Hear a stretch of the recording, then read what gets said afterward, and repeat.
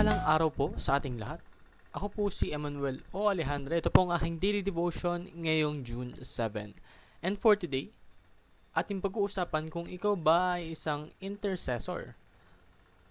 This relates to the topic of intercession na kung saan ating gagamitin ang Hebrews chapter 7 verses 24 to 25 upang mas lalong mapalalim ang ating knowledge about this topic.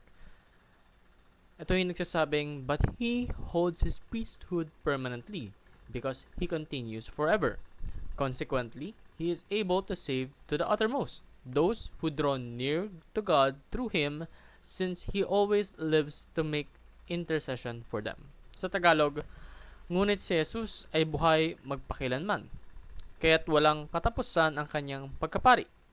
Dahil dito, lubusan niyang maliligtas ang lahat ng lumalapit sa Diyos sa pamamagitan niya, sapagkat siya'y nabubuhay magpakilanman upang mamagitan para sa kanila. So, intercession is going out of your way to establish connection with God through sinful people in order for them to be absolved of their sins.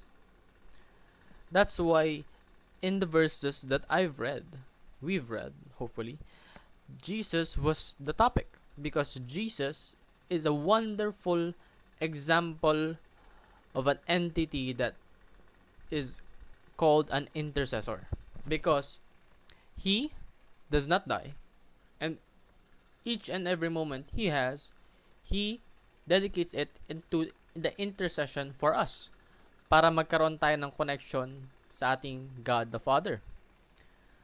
Jesus does this for eternity because he will never die, therefore his intercession never stops. And that's why Christians are called to stand in the gap,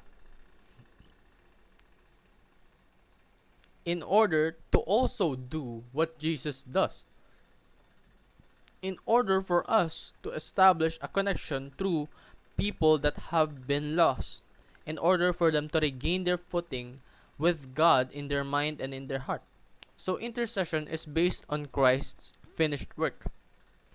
So, as Christians, as people that believe in God, we should start an intercession ministry. If you have been thinking kung ano yung ministry na pwede sa'yo, this is perhaps a sign for you to start an intercession ministry na kung saan you are a vessel in order for people to establish a connection with God. And you can start this by going to be an intercessor for the people around you.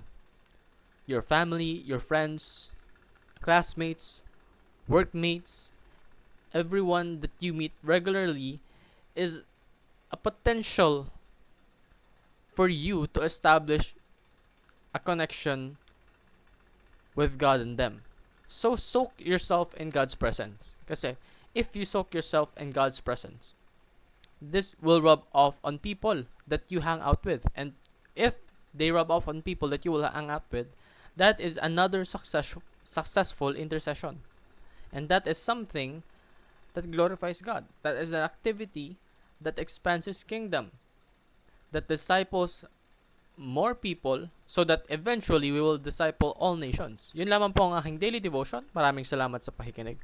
Pagpalain po tayong lahat, and let us all give glory to God.